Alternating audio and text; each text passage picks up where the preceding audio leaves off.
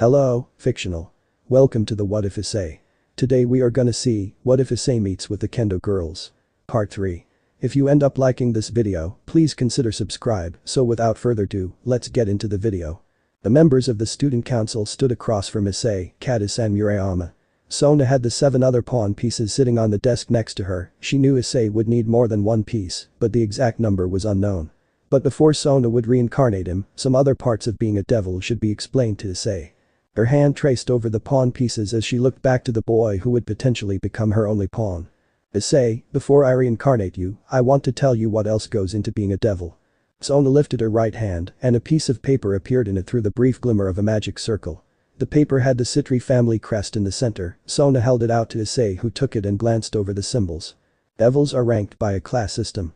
When someone is first reincarnated as a devil, they are considered low class, a servant devil to their king. The majority of devils are in this rank. The paper I handed you is a summoning seal. We use that to be summoned by humans to grant their desires for a fair price. This is one way that devils make their way into middle class. There is no difference between low and middle class, other than the acknowledgement of your strength and knowledge by devil society. Performance in raiding games is among the ways to advance, as well as performance in a conflict like a war or battle of some kind outside of a raiding game. The pacts with humans and raiding games are the most efficient ways to go up in rank, since the ceasefire is still in effect. Sona said to Issei, watching him look over the summoning seal. From middle class you rank up to high class. The same methods are used to determine if someone is worthy of the title. When someone becomes a high-class devil, they are given a set of evil pieces to make a peerage of their own. Sona finished. Sona hadn't made Issei an official member of her peerage yet, but that didn't mean she wasn't thinking of ways to motivate him further, wanting to draw out his ambitions to become stronger. Sona, and by extension, Reya's, would need him to reach a level of strength that had never been attained in the amount of time they had left. And what better way to motivate someone who had been previously talked about making a harem than to subtly give him step-by-step instructions of achieving just that. Issei lifted his eyes from the paper, looking back to Sona. Ichu, is this a point-based system? A value placed on each commendation to know when I'd be able to go up a rank. Katase and Murayama, who were still standing directly behind Ice, listening closely to their talk. Sona hadn't paid them any attention, choosing to focus on Ice since he was the one she would be recruiting. They'd learned quite a bit more about devils today. The biggest piece of information being that if Issei made his way up in the ranks, he could reincarnate people himself. As interesting as that was, the thought of Issei being in control over a group of people, probably all women, was frightening. Issei could hardly manage himself. Unfortunately not. The ones that are determined to be eligible to take the test to progress to the higher rank is overseen by a committee of elder devils. Sona replied to Issei. Well, there goes ever getting a peerage of my own. Never been good with first impressions Issei thought. The only positive first impressions he'd made had been with Sona that he could recall at least. I see. Is there anything else, Kaichu? He asked the violet-eyed girl. Sona nodded her head and held up her right index finger. Yes, one more thing.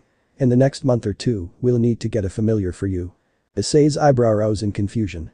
Issei had heard the term from videogames before, creatures mostly animal-like that were in some sort of master-servant pact. Much like Issei would soon be to Sona. Familiar? He asked. Sona pushed her glasses up on the bridge of her nose and nodded. Yes. A creature that is contracted to you only and will help you in any way you see fit. They come in a wide variety of forms. Most can only communicate with their master, but some are capable of speech. Issei thought about what kind of creatures he would have the chance to be contracted to. His thought slipped into wondering if there were any female humanoid familiars for reasons. But now that Sona had said all she felt necessary at this time, she brought him back to reality. Now that's finished. Issei, are you ready to be reincarnated? Sona said, trying to hide the excitement of having such a potential powerhouse being hers. Issei looked around the room. Yura was still looking at Issei like he was a mystery. Tomo had stopped being nervous about the kendo girls being in the room and gave Issei a bright smile with a thumbs up. Momo and Reya were both clearly excited that Issei would be joining their peerage. Tsubaki mirrored Sona's expression, which was that of a small smile. I'm ready. Issei said, coming back into eye contact with Sona. Sona stood in front of Issei, with 6 of her pawns in her left hand, the other 2 were in her right hand held up to Issei's chest.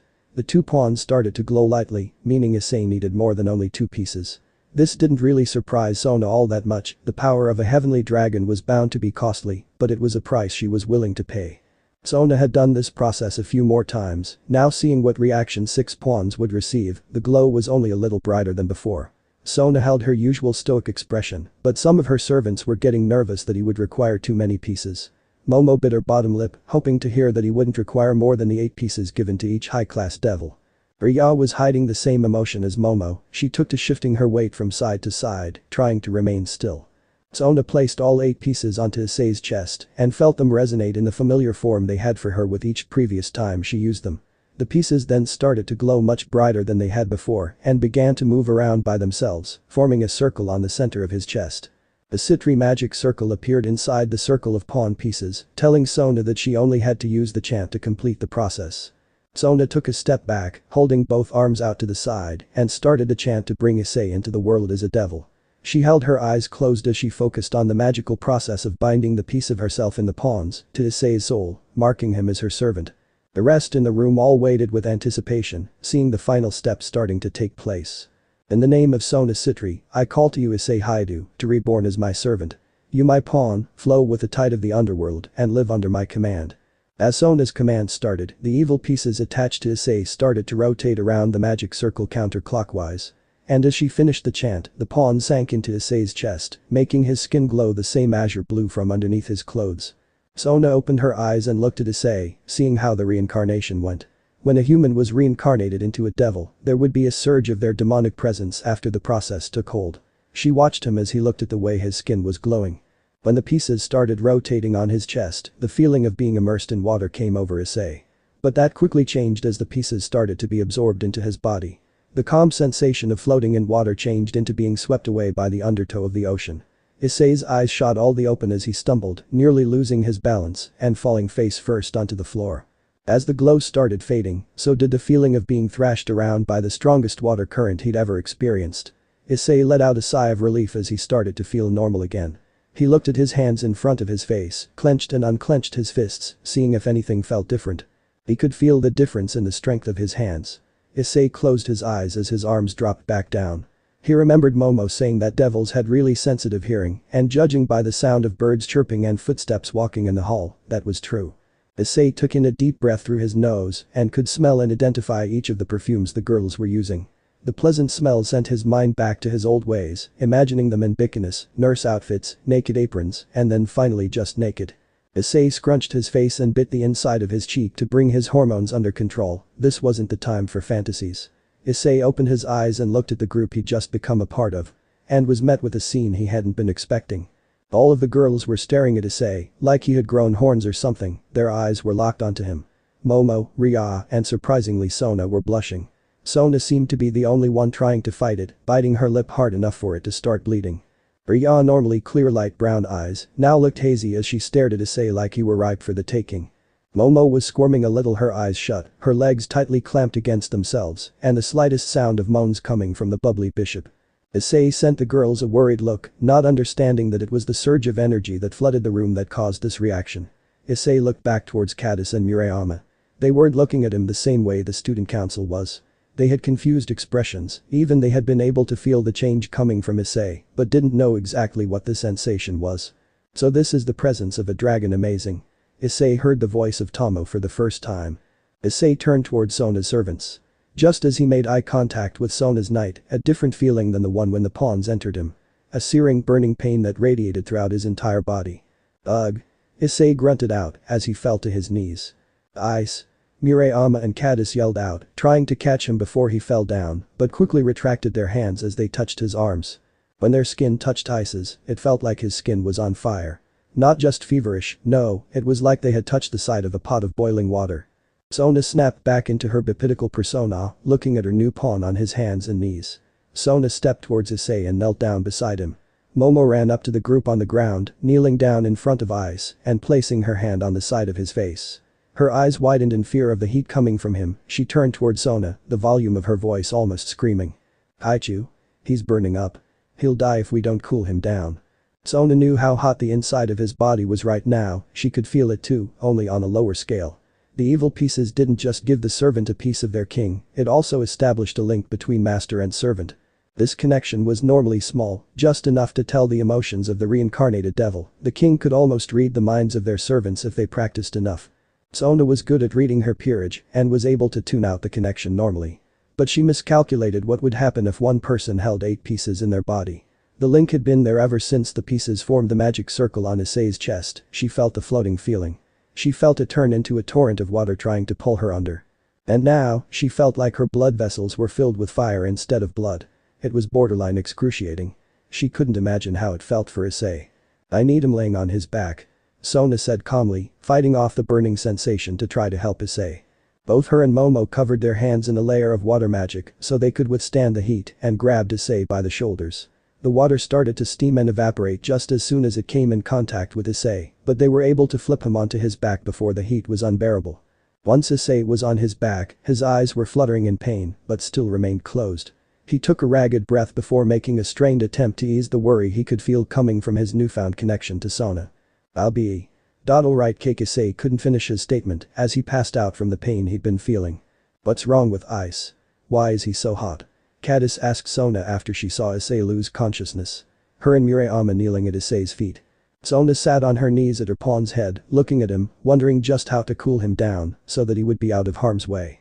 The only way she could come up with at a moment's notice was to cover him in magically enhanced water, but she'd need someone else who was adept with elemental magic. Sona raised her hand to her right ear as she thought of who to call for help and made a calm circle and called the one who had a lot to lose if they couldn't save Issei. The circle spun as the connection was being made. When it stopped, she heard idle chatter in the background. "Hello?" came the voice of Reya's Gremory from the other side. Sona wasted no time in asking for the assistance of her rival. The urgency of her request was clear as day by the tone of her voice. "Reya's, I need you and Akeno in my office immediately. We need to cool Issei off before his body fails," Sona commanded, yet the concern was clear. Sona heard all the talking on the other end stop. Her voice was loud enough to be heard by everyone in her clubroom. Some shuffling was heard through the circle before Reya's replied and then ended the call. "We're on our way. Hold out until we get there," was she said as she ended the calm circle. Sona summoned the purest and coldest water she could muster, which wasn't even a quarter of the amount she needed. She covered Issei's neck and the inside of his thighs with the water, having it act like a ice pack, cooling the larger arteries in the body. Sona watched as the water started to lose the magical stability it had and started steaming off once more. She couldn't afford to summon more until Reya's arrived with Akeno. Pacing herself was important here. If she exhausted herself, then that could end badly for Issei, either comatose for life from an overheated brain. Or dead. Tsubaki had run next door to the infirmary, grabbing ice packs to hold on Issei until Reya's and Akeno made it to them. Thankfully that didn't take very long, even with the distance from the old school building to their location. Reya's and Akeno burst into the door, panting slightly, and made their way to Sona kneeling on the ground still. Sona made eye contact with Reya's, seeing the sweat start to form on her brow, a combination of the heat and physical exertion. "What do you need us to do, Sona?" Reya's asked, not wasting any time on learning what caused this to happen. She could hear about that after Issei was stable. Sona straightened up from her more relaxed stance she had while she was waiting for help to arrive. She summoned the enhanced water once more, placing on the same spot she had before addressing Reya's.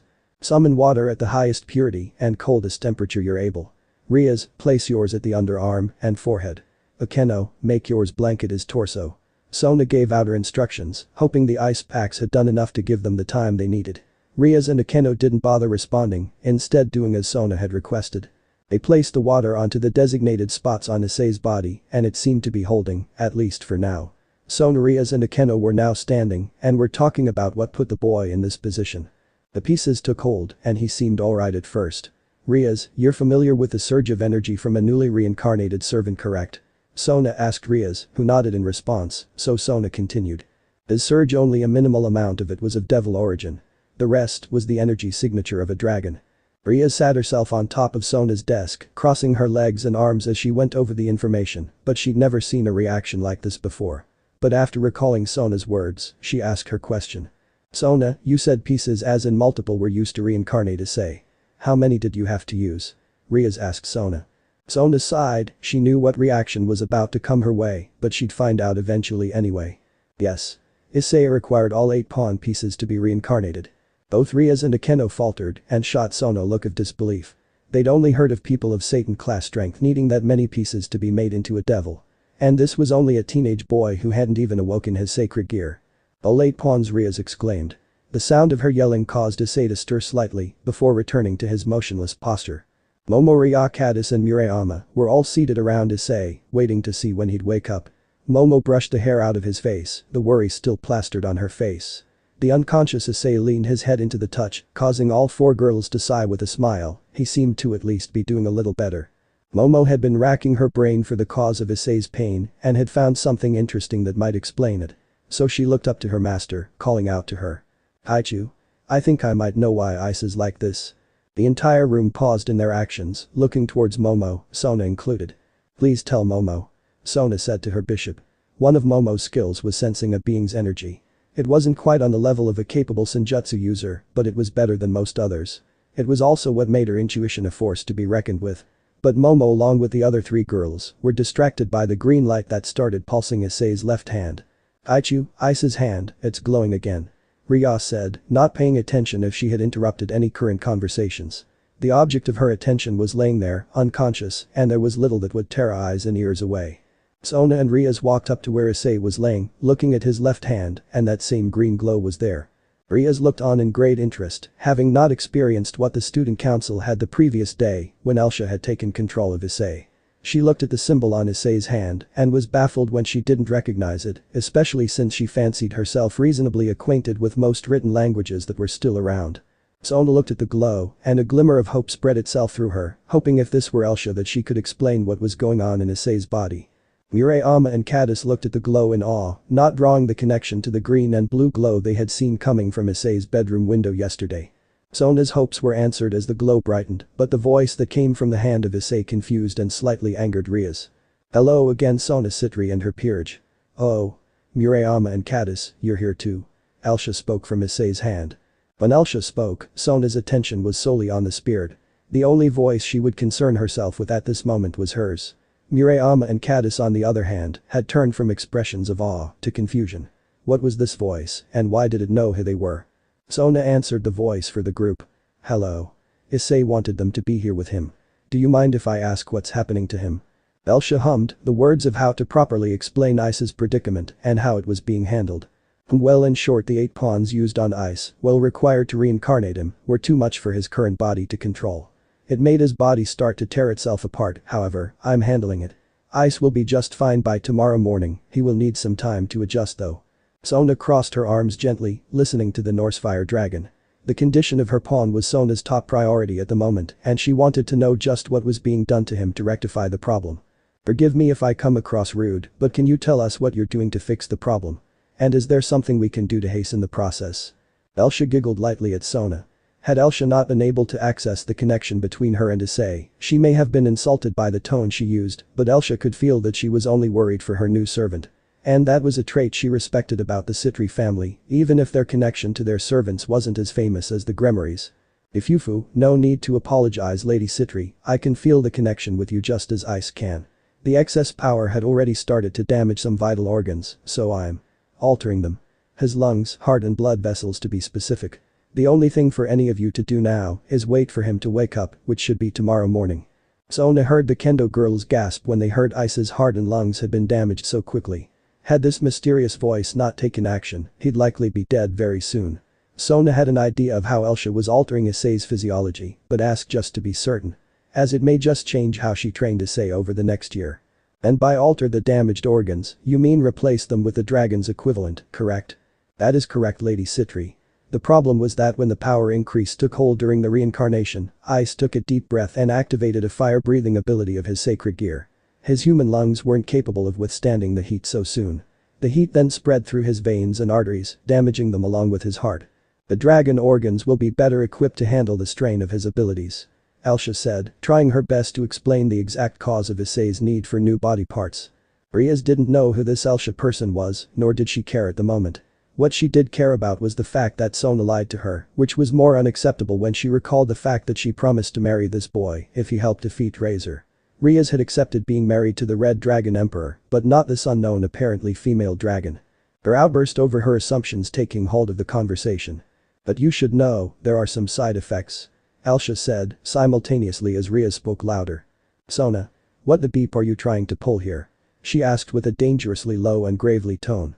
Sona caught on that Reya was mad about something, but didn't realize that she was the only one who knew about Elsha Levitane due to her family's interaction with a legendary boosted gear user. Reya stepped closer, her eyes changing from the usual serene bluish green to crimson orbs of fury. "What are you talking about, Reya?" Sona asked. Reya started to shake, rage threatening to boil over. "I'm talking about our deal. You promised me the Red Dragon Emperor. That was who I agreed to marry if he beat Razor." Reya yelled out, her crimson aura flaring around her. Murayama and katase both heard the conversation happening between the two high-class devils, but their reactions were vastly different. Murayama was alarmed at the mention of Reya's being married off to Issei. And katase at the mention of a potential problem when Issei wakes up. "What?" Murayama yelled out, referring to the marriage comment that wasn't something Ice told them about. Katase was getting just as angry as Reya's, but for people speaking over the voice coming from Ice. She needed to hear what would happen when he wakes up, hoping it wasn't too bad. Everyone shut the hell up and listened to her. Katase yelled at nearly the top of her lungs, getting everyone in the room to quiet down instantly. Reya's eyes were still crimson with fury, but agreed that listening to the absent female voice was a more pressing matter. Sona quickly shut out the thought of why Reya was angry with her, giving her attention once again to Elsha. Seeing the room quiet down, Elsha repeated herself. "Right, as I was saying, Ice will experience some side effects for about the first few days after waking up." "What kind of side effects should we expect?" Sona was quick to ask. Elsha gave a response that only really upset katase and Murayama, while Reya and Momo were a little excited to see this. Since Ice is having a good amount of his more vital parts changed into that of a dragon's, he will act more like a dragon does. His actions will driven by more primal urges. Katase sighed, that was not what she was expecting. But a pervy Ice was better than a dead Ice. She never thought she'd say that ever. "Just great, Ice the pervert is coming back," katase said, defeated.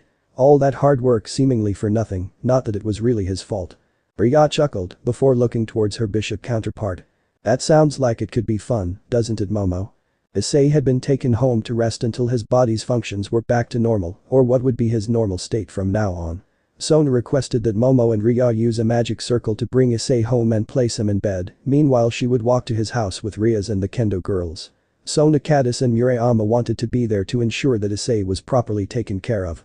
Reya hadn't gotten any answers as to why Sona had lied about Issei being the host of the Welsh Dragon, and once Issei's care was handled, she would continue that conversation.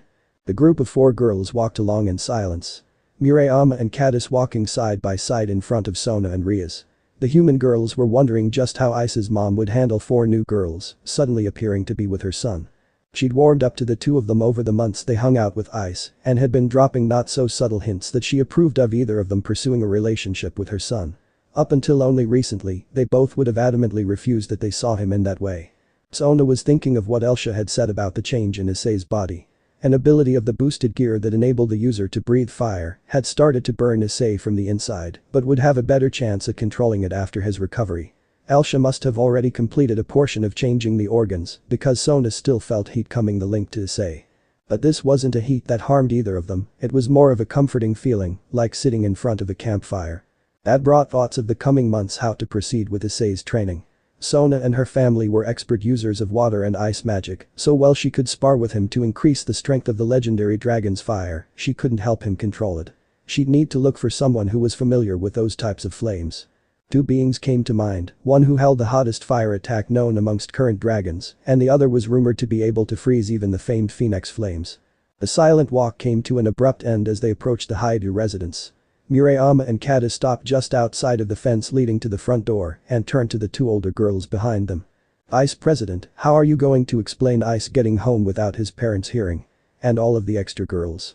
Murayama asked. Reya rose an eyebrow when the brunette said extra and looked to Sona. Sona met Reya's gaze and gave a sigh. She didn't like having someone else handle what should be her task, but Reya was better suited for this.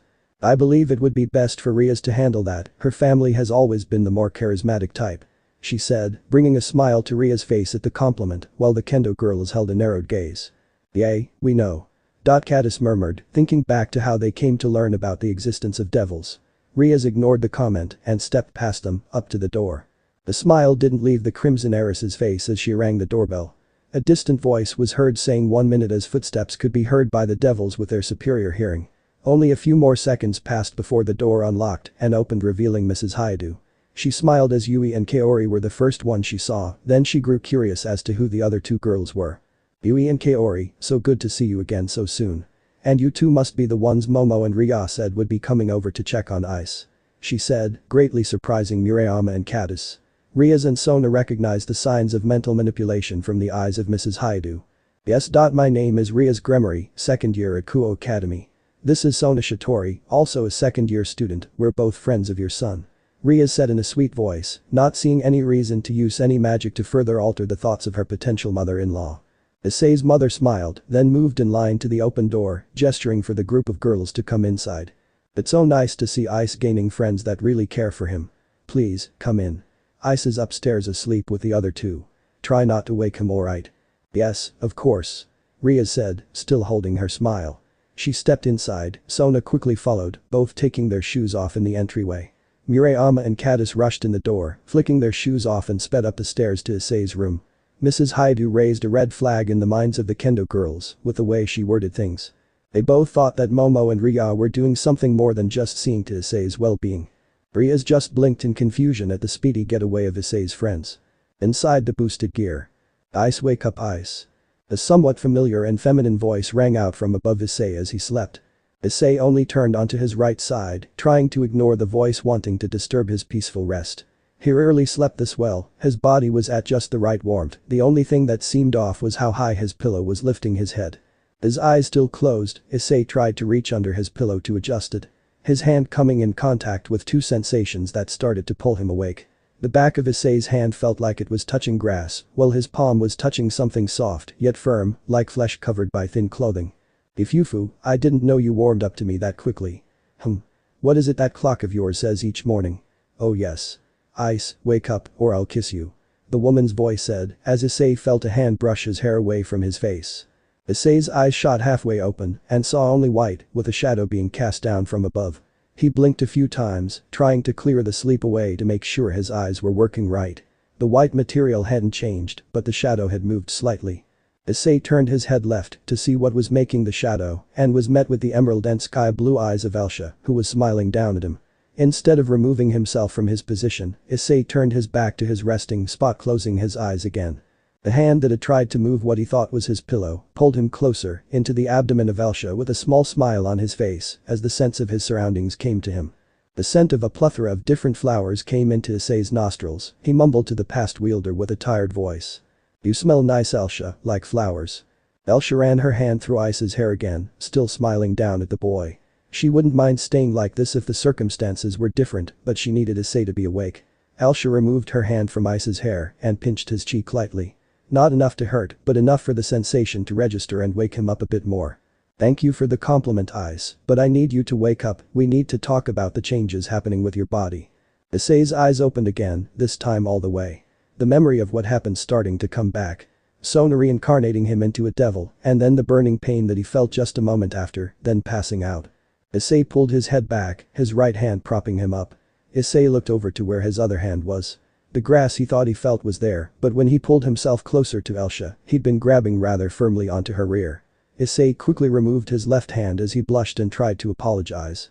Ah. Sorry about grabbing you like that. Elsha chuckled, she wasn't mad, since she knew he didn't realize where he'd been touching her. Ifufu, that's alright, Ice, no harm done. Issei sat up, now feeling ready to hold a conversation. He looked around briefly, seeing that he was back in Elsha's garden, so that meant he was back in his sacred gear.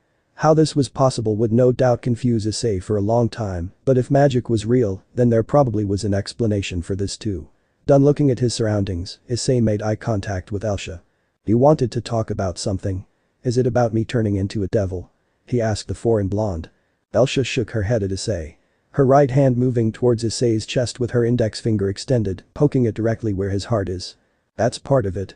Your heart, lungs as well, that's what I need to talk to you about. She said, removing her hand, bringing both of her hands to her lap. Issei tilted his head a little to the side. Is there something wrong with him? Do you know what that pain I felt was from? Issei asked her, coming to realization that she knew why that burning feeling had come over him. Issei's full attention now on Elsha. There was something wrong, but it's fixed now. I'm sorry I didn't have the time to ask for your permission before I started the process. Elsha said, her eyes lowering down to the ground, hoping that Ice would take the news well. Elsha took the silence as a sign that Ice wanted her to explain what happened, so she did. When Sona Sitri placed the pieces inside you, there was a burst of power that flooded your system. That unlocked your sacred gear, along with a few of its abilities, one of which you unintentionally activated. When you took a deep breath in, you started a fire-breathing attack. Your body didn't have time to adjust, and the heat from it damaged your heart and lungs. So I had to replace them with dragon parts. Issei had been listening intently, and his mouth dropped open when she said that he now had the heart and lungs of a dragon. And would be able to breathe fire. That sounded awesome. But Elsa didn't sound excited about it, so was there some sort of drawback to it? He wasn't really familiar with the weaknesses of dragons, so only the pros of dragon organs came to mind, and if he was honest. Unless there was a big con to being turned into more of a dragon, he wouldn't mind having a few more. Would I have lived if you didn't change the parts that were damaged? Elsa took a moment to think. There was the possibility that Sona could have come up with sort of plan to heal him, but she wasn't willing to wait to see if it would come quick enough. The damage would have killed you within an hour. Your heart couldn't move the blood well enough, and your lungs couldn't take in enough oxygen from the air. Issei gave Elsa a bright smile, trying to show that he wasn't mad, and understood that she was only looking for his well-being.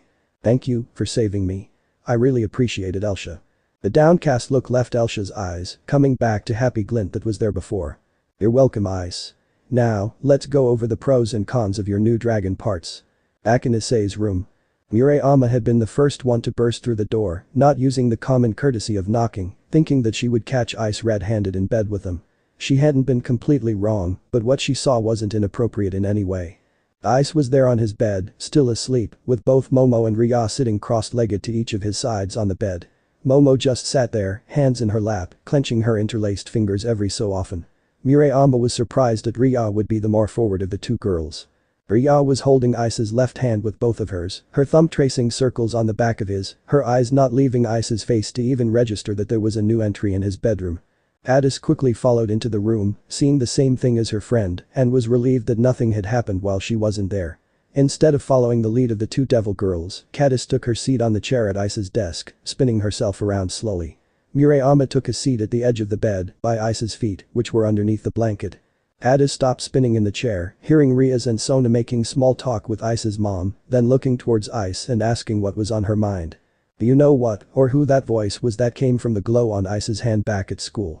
Can we trust that they're actually taking care of Ice? She asked, looking more towards Momo, since she had been around the white-haired girl more than Reya. Reya looked up from Ice, hearing the question, and looked towards Momo to see if she would be the one to answer. Momo wasn't paying attention to anything but Ice, she was unreachable at the moment. Reya sighed and turned her gaze towards the girl in the spinning chair, making sure that her voice carried its typical gentle air, not wanting her worries to bleed through too much. The voice was a past wielder of Ice's sacred gear.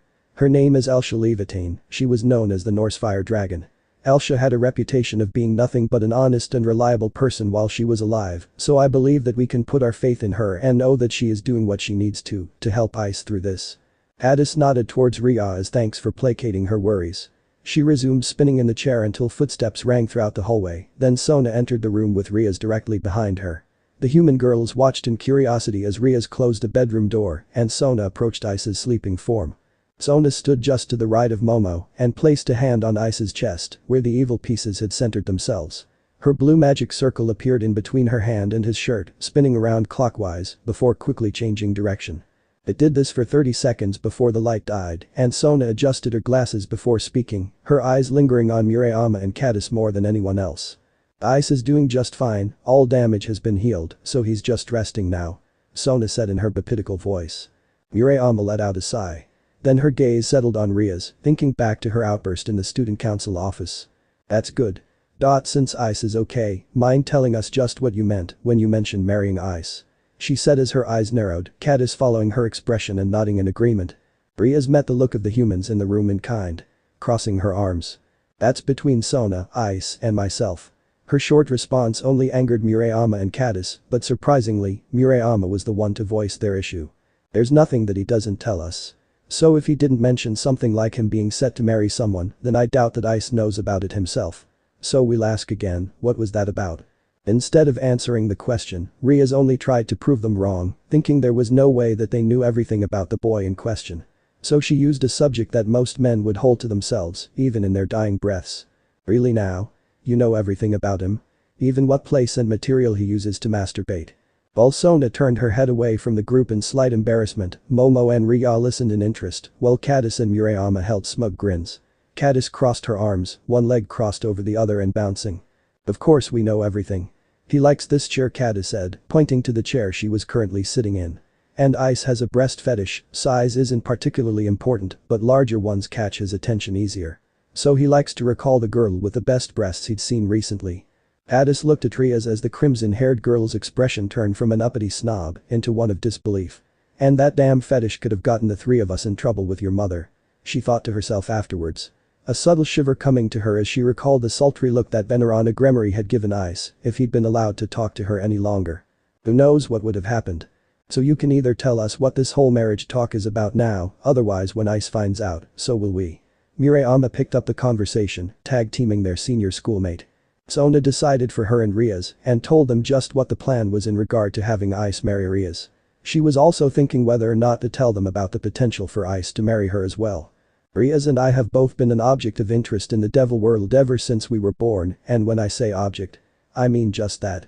The elder devils believe that it's better to keep the pure-blooded devils pure instead of letting love or free will reign. So arranged marriages are put in place. In both of our cases, it was as soon as they knew we were female. I managed to strike an agreement with my family that my betrothed needed to beat me in a game of chess to be deemed worthy. Reya's wasn't as lucky. The ones that have held an interest in either of us only saw us as a way to further their own political power. As objects. So when we were young, we agreed that if either of us found a way to keep the other from falling into this hell, we would. The kendo girls had eased their glares a little, listening to Sona describe the view devils had on marriage. Katase and Murayama knew that they'd do anything to save the other from the same situation if they were placed in it. But that didn't explain why they chose to use Ice. And just what does that have to do with Ice? Katase asked. Sona sighed. I was getting to that. I haven't had the chance to talk to Issei about this arrangement yet. But you see, this marriage would be on paper only, a way to prevent other devils from claiming either of us for themselves. Issei is the best candidate we've come across so far, for two main reasons. The first is the fact that Issei is the host of the Red Dragon Emperor, whose power is both respected and feared by all races. The other reason is who Issei is as a person. His rumored perversion aside, Issei is a kind and caring person, something most male pure-blooded devils are severely lacking in. While the higher devil society will not like a devil being married to a non-pure blood, they would never think of angering someone carrying a dragon that has the power to level most of the underworld. She said, revealing her plan to have Issei marry her as well, which wasn't missed by the kendo girls. Instead of yelling out at hearing Ice being married to both girls, they took the information in and questioned how this was possible. In human society, marrying multiple women was usually frowned upon, and how was Sona sure that Ice would even agree? And how do you know Ice will even agree to this? Murayama quickly asked. Knowing full well that Ice still had dreams of a harem, one that consisted of women that he loved and loved him in return. Reya meanwhile was looking at Sona accusingly. Why was she still claiming that the boy on the bed was the host of the Welsh dragon? That voice was that of a woman, and Drake was a male dragon. Her patience was starting to wear thin. When she first met Issei, she too thought she saw the red heavenly dragon when Issei helped her off the ground, but Sona should have known otherwise once she reincarnated him. She wanted answers, but knew that getting angry with Sona would lead her nowhere, and Sona was not the type of person to lie. So just who did that voice belong to? While Reya was thinking, Sona was still giving Katase and Murayama her reasoning. I do not intend to force Issei to do anything. I merely planned on telling Issei the benefits of the situation, that with being married into either of our families, he would never want for anything material again. He would still be free to pursue whoever he wanted and marry them as well if he wishes. So is polygamy a common thing for devils? Katase asked, mainly thinking of the social reaction that humans would have, since she didn't know how devils viewed it.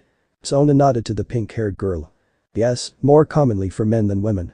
Usually the head of a family, or a prominent devil, will take multiple wives to ensure that a child is born, as supernatural beings have an extremely hard time conceiving due in part to our long lifespans. In cases of a devil with a special bloodline or power, it's almost expected and encouraged. And with what Elsha said earlier about Issei becoming part dragon, I'm certain more families will try to marry off their children to him. Reya's eyes widened at hearing the name of the legendary Norse fire dragon, and one of the people she looked up to because of her strength and conviction. Reya would often ask to hear the stories of her accomplishments on repeat as a little girl.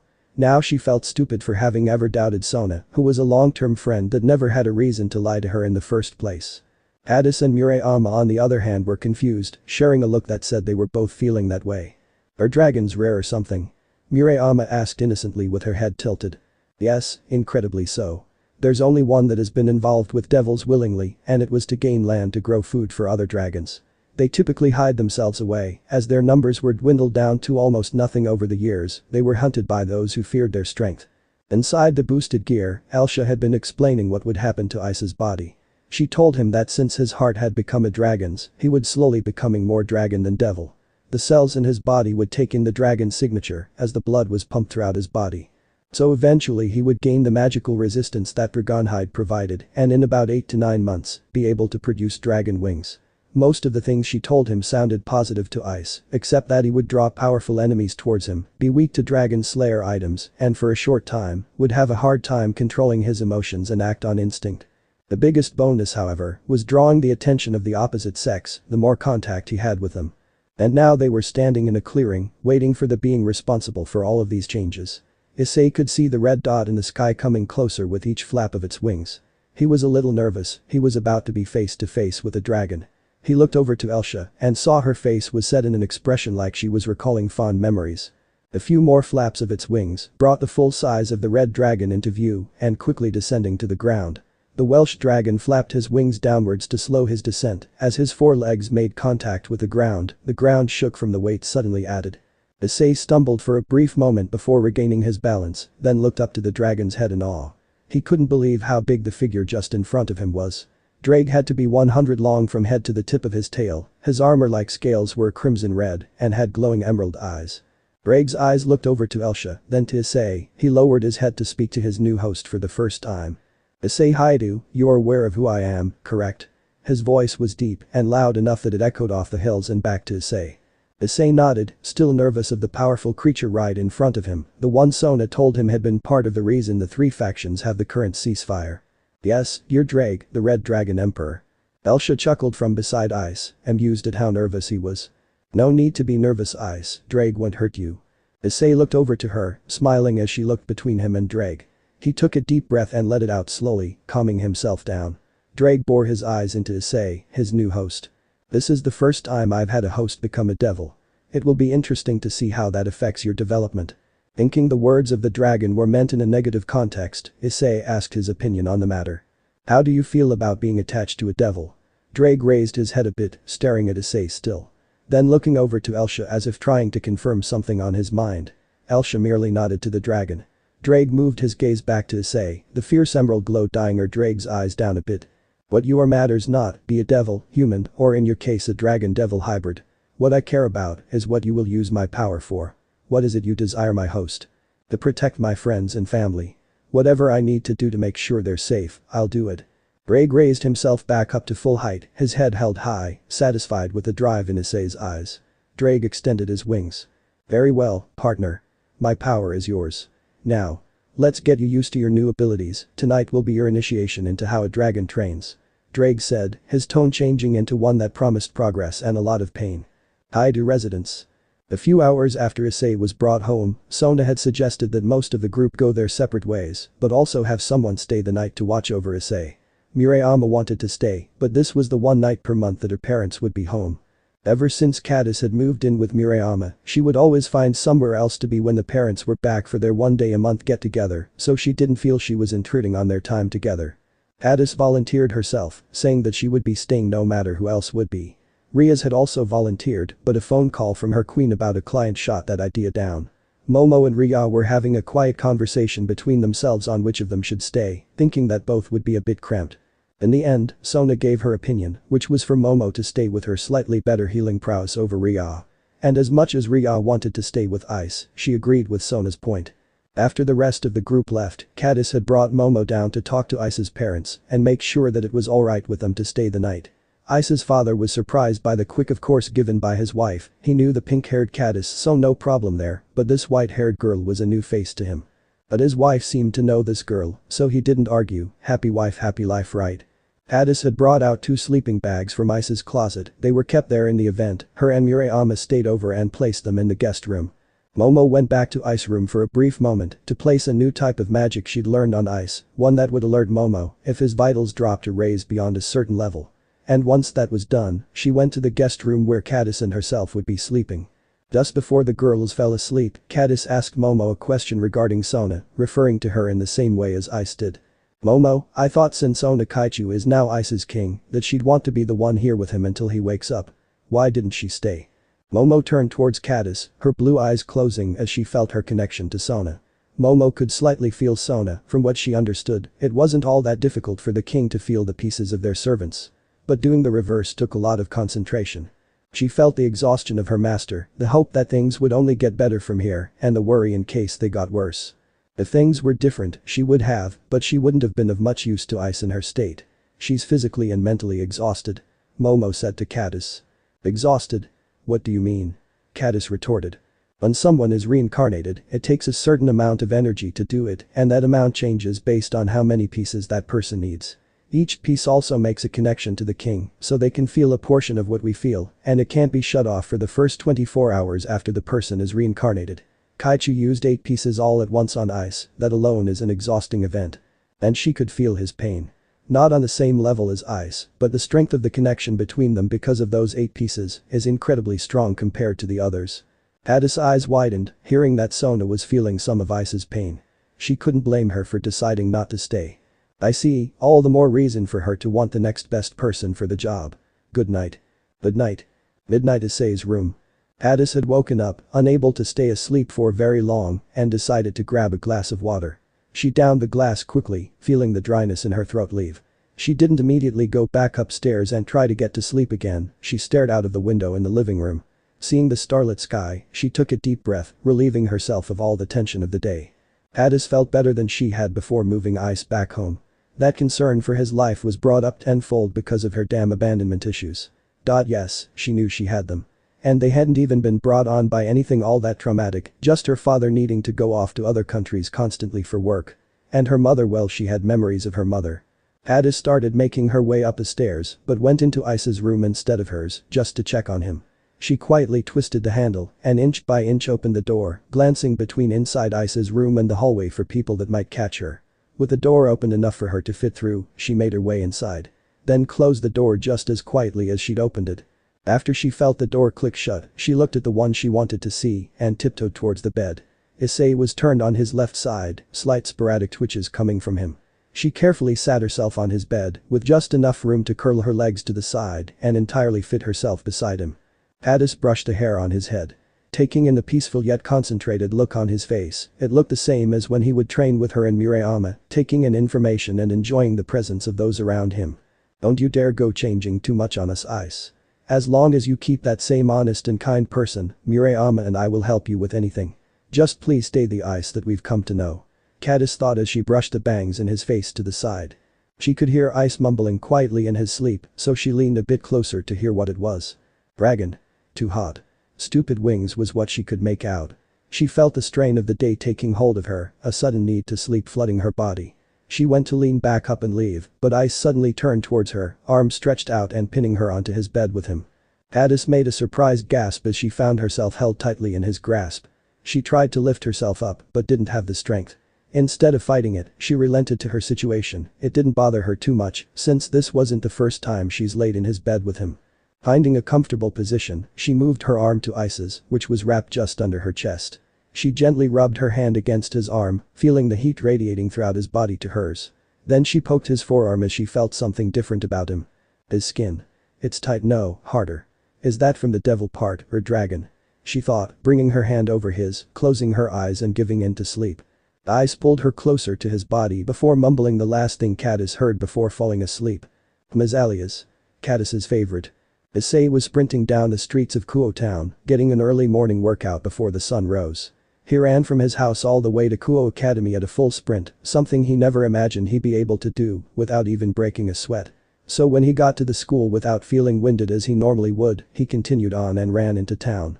Issei was lost in a conversation with Drake as he made his way through town. What was with all those smells in my room? Issei asked, remembering the mixture of unfamiliar scents in his room when he woke up. The smell of azaleas was the most prominent. Issei turned a corner to loop back around to his home so he wouldn't be late to get ready for school. That's your new sense of smell. You'll be able to tell beings apart by scent alone and from a considerable distance, a perk of having dragon's blood and organs. It will be a bit overwhelming the first time you're in a crowd of people. Drake said in Issei's mind. Natural-born dragons would never have that problem because they are born with that enhanced sense, but someone who had suddenly gained it would have to adjust. That'll come in handy, katase and murayama will have a harder time sneaking up on me now. Although I probably shouldn't tell them that I can smell them. That could sound kinda Sathakur-ish. Issei paused in his run as a car was going through the intersection he was looking to cross. He quickly picked the pace back up once it was gone. The sun was starting to come over the horizon, telling Issei to hurry home and get ready for his first day as a devil dragon. Is there a reason why you and Elsha both started to feel different to me the longer we trained last night? Issei asked the dragon. During the training in his sacred gear, even though he'd only just met Elsha and Drake, they felt like he'd known them all his life. Almost like family. Drake chuckled at his host's question, knowing the feeling he was talking about. The reason is because of your new body parts. Your new organs are mixed with my DNA, in simple terms, it's almost like becoming a descendant of mine, since you carry my blood. Drake's explanation made Issei almost trip over the curb he was stepping over as he ran his way home. Issei was lost in thought on his run, thinking of just how much his life had been changed in the last 24 hours. Issei wiped the perspiration off of his brow, noticing that he was only slightly winded as he opened the door to his home and stepped inside. Once inside he took his running shoes off and walked into the kitchen, grabbing a bottle of water to quench the thirst that built up from his run. Downing the bottle in a matter of seconds, Issei took a deep breath, feeling recovered from his long run. Issei's nostrils flared from the smell of wintergreen that seemed to be getting stronger, then he heard footsteps coming from the stairs. He turned to face whoever it was. Momo turned the corner into the kitchen, and her eyes widened in relief at seeing Issei. She darted towards him. Momo wrapped her arms around his waist and held on tightly. There you are, Ice, I started getting worried when I saw you weren't in bed. Momo said as she released a breath of relief as she felt the radiant warmth coming from Issei's body. Issei's nose was still being assaulted by the pleasant smell of wintergreen as he felt his heart start to race from the close contact to Momo. Issei returned the hug before coming to the realization that he had no idea why she was in his house. Issei took Momo by the shoulders and moved her a foot away so that he could make eye contact with her to ask his question. Momo looked a little upset and confused when Issei removed her from holding on to him. "Momo, why are you here so early?" he asked. Momo tilted her head to the side, forgetting that Issei hadn't been aware of the conversation on who would stay at his house last night due to being passed out. "I stayed to make sure that nothing happened to you overnight. Elsha told us that you'd be fine by morning, but we wanted to be sure. So how are you feeling?" Momo said with a smile, getting the impression that Ice wasn't having any negative side effects. Issei rubbed the back of his head, feeling a little embarrassed that his fainting episode yesterday had interrupted a few people's evenings. "Oh, thanks for keeping an eye on me. I feel fine now, nothing feels out of place at the moment, just some new sensations to get used to is all." Issei replied with a nervous chuckle at the end. "New sensations?" Momo asked curiously. Issei didn't answer the question as he had picked up on the scent that was the heaviest in his room when he woke up, azaleas. Issei turned his head towards the kitchen doorway, hearing the footsteps coming closer and the scent stronger. Issei saw katase come around the corner, stretching her arms above her head, making her chest more pronounced through the loose pajamas. Issei felt his heart rate quicken again, taking in every millisecond of the pink-haired girl's actions. Issei smiled towards katase as she relaxed her arms, eyes closed and walking towards Issei, not realizing he was there. "Good morning," he said with a small wave, making katase jump a little at the sudden unexpected voice. Katase opened her eyes quickly and spotted Issei standing in the kitchen with his hand on Momo's shoulder. Her surprise quickly turned into suspicion, recalling when she found Momo on top of Issei kissing him. She walked with heavy feet towards the two, her eyes switching between them and a hand on her hips. Her gaze finally settled on Issei. "Ice, isn't it a bit too early for your hormones to be getting the better of you?" she asked accusingly. Issei blinked in confusion at what katase was getting at. Then glanced towards Momo, seeing his hand still on Momo, quickly retracting it as he felt his face heat up. He waved his hands in defense. "It's not what you think, I swear. I was just asking her why she was here so early," Issei defended. Katase was slightly appeased, but still a bit suspicious of what was going on. But she was certain that Ice wouldn't lie to her about something like this. Momo on the other hand had a slight pout on her face. She poked Ice in the side to regain his attention. Issei jumped a bit at the sudden finger in his ribs. "Ice, you didn't answer my question. What new sensations were you talking about?" She restated her question. Elsha hadn't elaborated too much on the specifics on what changes would happen with Ice's body, only that he'd be more likely to give in to any primal urges. That was something she was quietly in agreement with Reya in. She wanted to see just how far to the edge she could bring Ice, but this wasn't the right moment for that. Issei rubbed the back of head once more, thinking that any girl wouldn't react well to hearing that he could smell them from a far distance. That just didn't sound like a conversation with a good ending. But Issei always made it a point to tell the truth, no matter if it got him in trouble. Drag told me that I have a dragon sense of hearing and smell.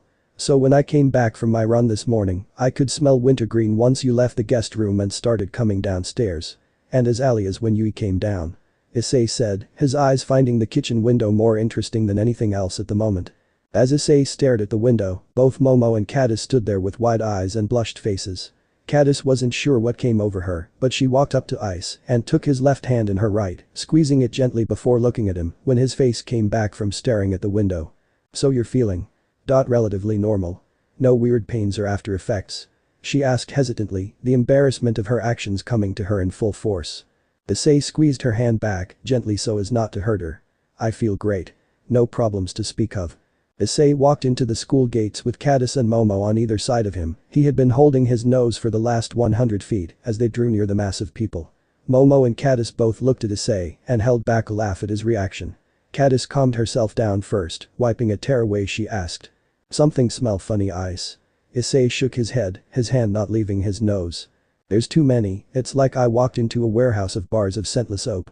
He said, his voice had a nasal tone as he blocked out as much of the smells as he could, which was only helping a little bit. So we have distinct scents while the people here don't?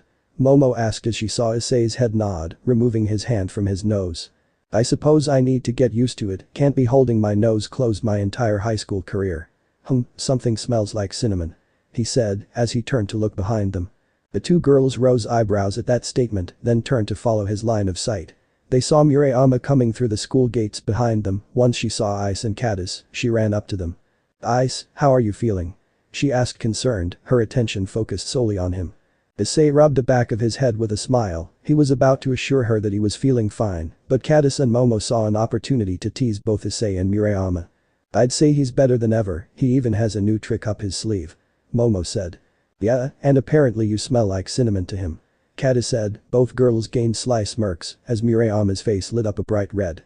The narrowed glare Murayama gave Ice was hard to take serious. With her extreme blush, she stepped forward towards Issei, her right index finger poking into his chest.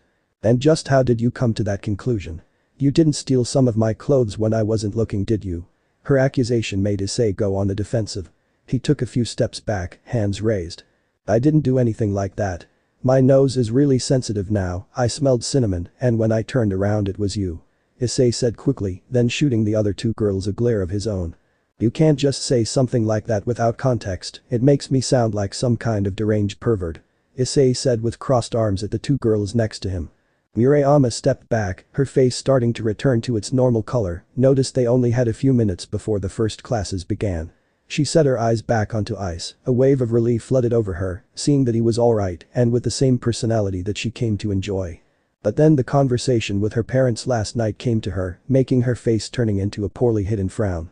Katase watched Murayama's frown, hoping she was wrong about what was making her feel down.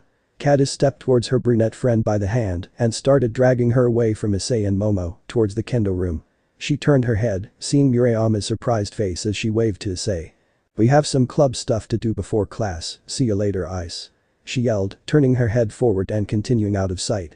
Issei and Momo watched the duo leave, confused about the sudden exit. Momo took this chance and dragged Issei away while hugging onto his arm, just as the bell rang to warn students class was starting in a few minutes.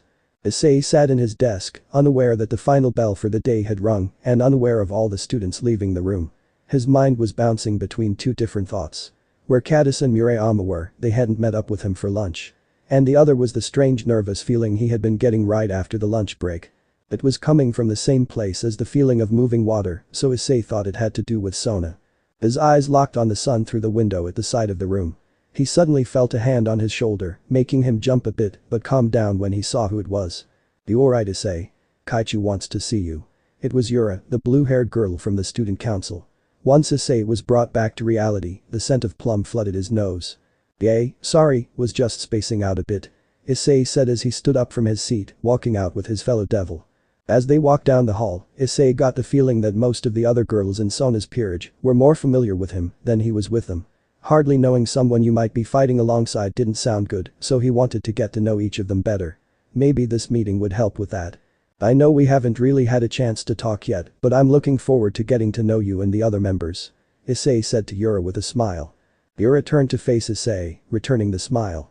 Same here, we were all excited that you joined Kaichu, I think you'll fit in great. I can see why Reya and Momo took a liking to you so quickly. She said, a small laugh at the end. Issei was about to ask what Yura meant by that, but they arrived at the door to the student council. Yura knocked on the door and waited for a few seconds before it was opened by Tsubaki. The tall girl with glasses opened the door fully at seeing her peerage members. Please, come in. Yura walked in first, followed closely by Issei. Yura took her usual spot next to Tomo and Momo. Issei didn't want to seem like the center of attention, so he stood next to Tomo on the side of the room.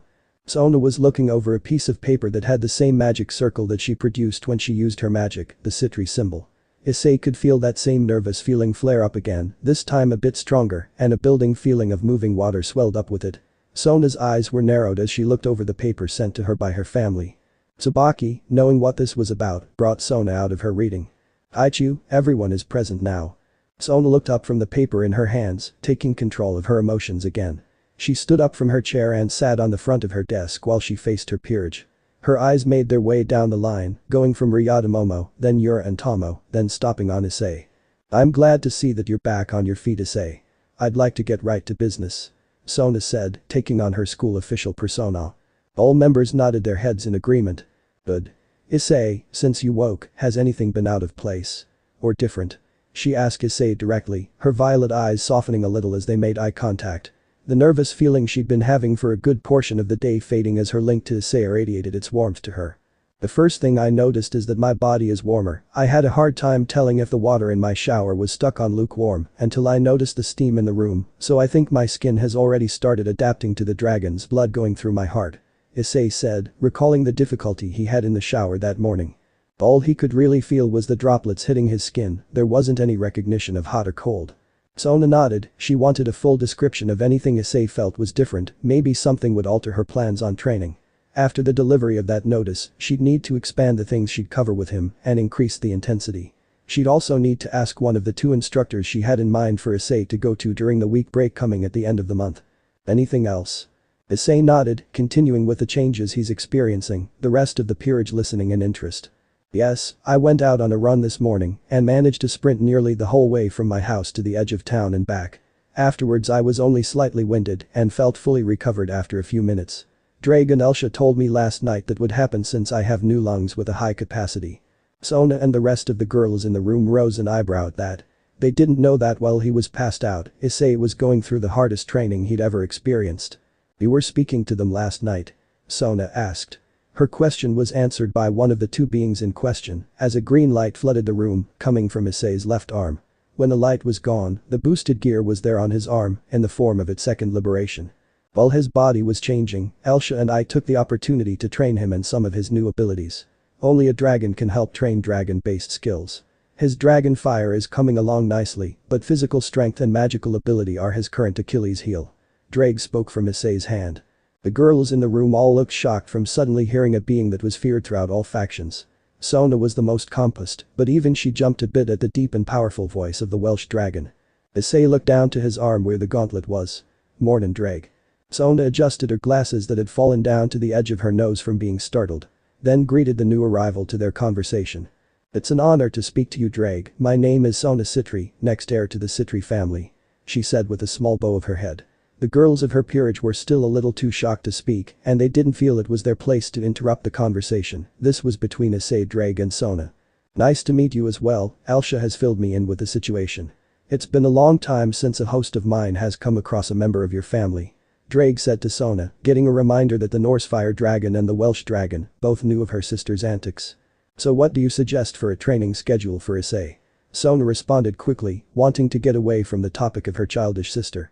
Sona had the feeling that she wouldn't be able to hide her peerage away from the childish Satan for much longer, but she would try her hardest to hold off that embarrassment. I would recommend to bring my host a Tanin for physical strength. As for magical ability, the fastest route would be someone Elsha is familiar with, who lives in the familiar forest. Although, she may just attack Issei on sight. She's a bit of a wild card. Drake sighed after saying his piece, the one in the familiar forest had only ever gotten along with Elsha of all of his hosts. And it was mostly because they bonded over how many men tried to claim them as their own. So just how she would react was unpredictable. Sona's eyes widened at the mention of having Issei train with two dragon kings. Especially that the strongest of them might kill her pawn, who hadn't wronged the dragon in the first place. Sona wanted to know just why the only female dragon king would want to kill Issei, but felt that prying into a heavenly dragon's personal life was ill-advised. I see. I can set up a meeting with Tannen, hopefully have them train during Golden Week at the end of the month. For the other, I was planning on bringing him to the familiar forest the following month. Sona had her hand on her chin as she sat on the edge of her desk. She stood from her spot and looked towards Issei again. Issei, let's go outside and test out what your current abilities are at.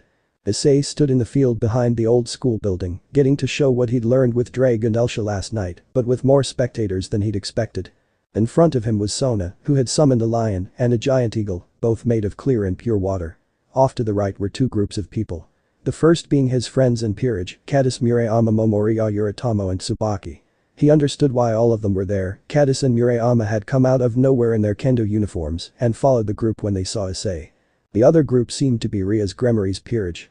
Reya's was standing slightly in front of the rest, with a black-haired violet-eyed girl just behind her to the left. Off to Reya's right was a blonde-haired boy with grey eyes and a mole under his left eye, and a short girl with white hair with amber eyes. Everyone was in their school uniforms, except for this smaller girl. She was wearing a black shirt and skirt which Issei thought contrasted nicely with her light skin and white hair. I'm ready Kaichu, boosted gear. Issei said as he called out his gauntlet. When Reya's and her group saw it, they each gasped at seeing one of the top-tier sacred gears that was said to able to grant enough power to shift the balance of the three factions. Murayama and Katase also looked at it with awe, finally placing what Issei had said was held inside of him. Sona nodded, raising her left hand into the air. The eagle responded by tucking its head down, looking like it was about to take flight. Alright, let's see how strong your fire is without any boosts first. Sona said as she brought her hand down. The eagle kicked off the ground, flapping its wings and gaining speed towards Issei. The setting sun was glistening through the bird's water body. Issei clenched both fists, took a deep breath in, feeling the heat as his head tilted back, ready to set his flames onto his magical opponent. The eagle sped towards Issei at a quick speed, testing how fast he could ready his flame. The bird was only 5 feet in front of him when he leaned forward and released the heated breath he held. Issei's jaw opened and released a dark red fire, a signature of the Red Dragon Emperor, which came barreling out towards the eagle approaching him. Then flames made contact with the water and a cloud of steam surrounded the area. Neither Issei nor Sona could see through it. When the wind blew the steam away, the water eagle was gone completely. Sona lifted her left hand once more, the steam floating around condensing and reforming the eagle at her side as it was before. She set her eyes on Issei with a look of surprise and pride. Issei looked a bit winded from that last attack, taking deep breaths through his nose, his chest rising, then releasing it through his mouth. Very good Issei, now try the lion with one boost. Sona said, raising her right hand to signal the water lion to prepare to run towards Issei. Issei nodded, taking one more breath to regain himself. He raised his gauntlet-clad arm. Boost. Boost. Issei yelled, which was mirrored quickly after with a shout from Drake and a green shine from the jewel on the gauntlet. Sona's water lion took off from his spot next to her on all fours. His strides were long and was closing the distance faster than the eagle had. Issei took in another deep breath, holding it in, and felt the heat build inside. His head titled back, he brought his left arm with the boosted gear over his lungs and gave the mental command. Transfer. Transfer. Drake rang out his host's command, doubling the size and intensity of the heat Issei felt. The new power of the flames was getting a bit much to hold on to. The lion was now at the same distance the eagle had been when it had been evaporated. Issei leaned forward, ready to turn this water beast into steam as well. Issei released the intense heat from his jaw, sending a torrent of dark red flames spiraling towards the lion. The lion roared towards the enclosing fire, sensing the heat off of it. As the lion and flames met, an explosion of superheated steam covered the area, a cloud much bigger and thicker than the last. Sona used a barrier spell to ward off the heated water from her. She looked to the side to see the group that came with them. Both groups had used their own barriers to protect themselves. Sona's group had covered Katase and Murayama from getting hurt since they couldn't protect themselves. Reya's Queen Akeno had covered their whole group with a red barrier. Sona raised both hands to dispel the steam. As it cleared, Issei was down on one knee, panting heavily. The veins in his neck were distended, his face red and some sweat on his forehead. Sona's eyes widened at seeing her pawn that just recovered already being possibly hurt. She checked their link as she ran up to him, since the others were still behind barriers. Sona sighed, relieved that he had only exhausted his energy and a bit of first-degree burn from the steam.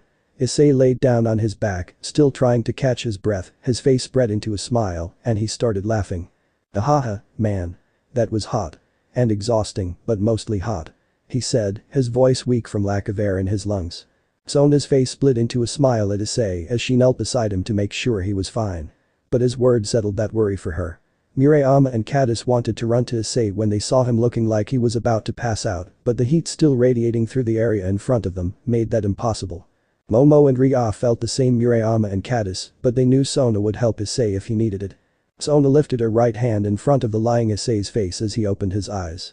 Issei looked at her hand, seeing her thumb held against the tip of her middle finger, like it was holding it back. Issei rose an eyebrow towards his king. "Aichu?" he asked. Sona released her middle finger, flicking Issei on the forehead. Thud. The hit made a surprisingly hollow sound that was heard by everyone and made katase and Murayama burst out laughing. Sona's eyes turned into a scrutinizing gaze. "Don't worry us like that, you just recovered," she said, her eyes softening as the smile came back. Sona stood up, offering a hand to pick him up off of the floor, which Issei accepted. When Issei was back on his feet, he rubbed the back of his head with a wry smile. "I guess I need to get my boost limit up with fire, that was way too exhausting." Sona nodded, knowing just how that felt. She experienced the same thing when trying to summon her water dragon for the first time. "We'll work on it, it'll be hard, but I can guarantee it'll be worth it." Issei was tiptoeing down the stairs of his house, trying to make sure he didn't get caught going downstairs by katase, who was staying the night again and would be going back to Murayama's tomorrow after school. He was on a mission to talk to his mother about something he heard before Murayama left them to go see her parents for their last night for the next month. Issei found his mother in the kitchen, drying the last few dishes from dinner, and she hadn't noticed his approach yet. Issei stepped towards her until he within arm's reach, he lifted his hand and tapped on her shoulder. Need something, sweetie?" his mother asked as she turned and saw her son was trying to get her attention. Mrs. Haidu put down the plate she was drying, wiped her hands on her apron and turned to face her son. Issei nodded, his left index finger on his lips, saying they needed to be quiet. Mrs. Haidu gained a confused look when she saw this. "I need to talk to you about something important, but we need to be quiet. I don't want Yui to find out and tell Kaori, at least not yet," he said seriously. "Okay, what is it?" she asked. It must be something important if he didn't even want the two girls he was almost constantly with to know about it. She watched as Issei looked behind them and took a deep breath through his nose before turning back. Issei's eyes were locked with his mother's and held a serious look. Kaori was upset about something this morning at school, but seemed like she didn't want to talk about, but I overheard it after school. Her parents might be selling their house and moving, they won't know for sure until the next time they come to town.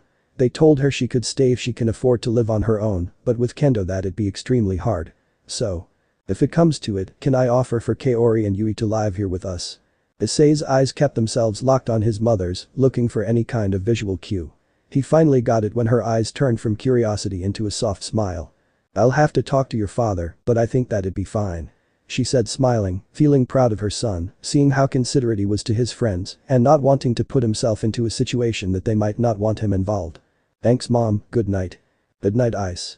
Friday, the last day of the school week, had come and gone in a blur to Issei. He could hardly concentrate on the things a normal high school student should be, what with all the rapid changes in his life.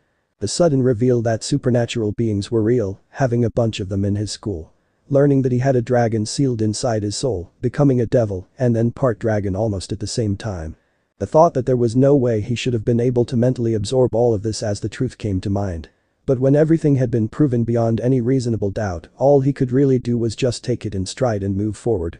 The only thing he could really recall that was even somewhat related to a normal school life was Sona saying that she wanted him to basically a go-between for the class reps and the student council, a position that required little of his time, so he'd be free to join a club of his choosing.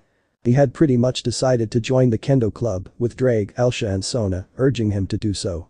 They claimed that knowing how to deal with an opponent armed with a sword would be extremely useful, since supernatural battles tended to be with either magic of melee weapons. Going to get the club membership form had been the first close call Issei had in quite a while since his anti-perv training had started. And had katase and Murayama not stepped in, he thought for sure he'd be sporting some new bruises. He had been walking to where the kendo club met after school each day, lost in a mental conversation with Drake and Elsha about why kendo was the right choice instead of some sort of martial arts club. Training against an armed opponent is harder to find and adapt to than a purely physical art, Drake had said. And while Issei could agree with him, he still had wanted to argue that he should have at least a basic knowledge of how to act in a fistfight first. But Elsha had brought up a good point other than what the legendary dragon had offered that had convinced him that it was the right decision. If you can learn to read the strikes of a sword, which will be quicker and have a longer reach, reading a strike from a fist will be much easier. I suppose that makes sense. Still though, I get the feeling that Yui and Kaori are going to get a little too much satisfaction of having another excuse to beat the crap out of me. Issei reasoned. Walking through the campus with his head towards the ground, most students still around just thought he looked lost in thought, oblivious to the fact that he had two voices talking to him in his head. His walk to the kendo room was coming to a quick close without him realizing it. Only a dozen or so more steps and he'd be at the door. The best training results I ever had were when my opponent held no qualms about possibly inflicting fatal wounds. If you had someone like that to spar against, the results would be much quicker. Oh, well, would you look at that, you might just get a taste now. Aisha spoke, her tone at first was bipitical, but the end was filled with surprise and a hint of mischievous glee. Issei hadn't registered the fact that his hand had already grabbed and turned the door to the kendo room and had made the first 2 steps inside. The only reason he looked up and around him when he did was due to the echoed gasps that seemed to surround him. His eyes became focused as they came back up, only widen in surprise. The sight hadn't fully registered in his mind, but the sense did. Salt, along with a mixture of wood and various others. 2 were familiar to Issei though. Azaleas and cinnamon, both with a hint of salt to them. As his brain connected to his eyes, Issei realized that he was looking at about a dozen young women in various states of undress. All of them had their eyes locked onto him. Most were still removing their kendo gear. 3 were walking around in their bra and panties. The girl that looked the most mortified was standing completely bare-chested, bent over to remove the last undergarment, her face bright red and eyes starting to flicker with anger. Issei was shocked stiff, almost like he was frozen in a block of ice. His mind's eye taking picture after picture of the scene before him. Still in his daze, the scent of cinnamon and azaleas crept up from his right. Ice. He heard the voice of Murayama vaguely. No response. Boy, ice. This time Katase, a little louder, noticing his unmoving form. The newly born devil dragon could feel a rapid heat wash over him as those 2 unseen voices walked closer, the salt-laced smells flooding his being. His heart picked up its pace, and a quick spell of lightheadedness came with it. He could swear that the only thing he heard at the moment was his blood pumping through his veins, as his vision seemed to black out for the briefest of moments. 2 hands closed over his shoulders and lightly shook him back and forth. His sight came back, and Murayama was standing in front of him in her nearly topless glory, with a look of worry across her face.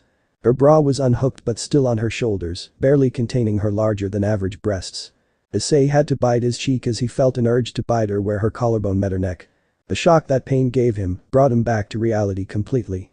He slammed his eyes shut tightly, brought his right hand to cover his nose from the intoxicating smell that was overwhelming his senses, and tried to turn around, but Murayama wouldn't let him. Sorry.